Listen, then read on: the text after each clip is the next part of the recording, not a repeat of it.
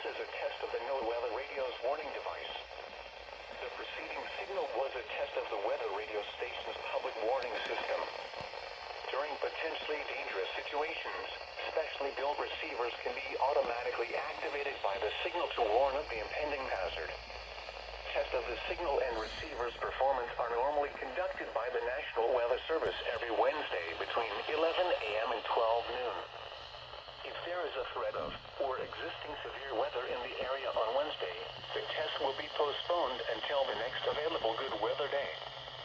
Problems with reception of this broadcast, normally more noticeable at greater distances from the transmitter, can occur even though you are using a good quality receiver in perfect working order.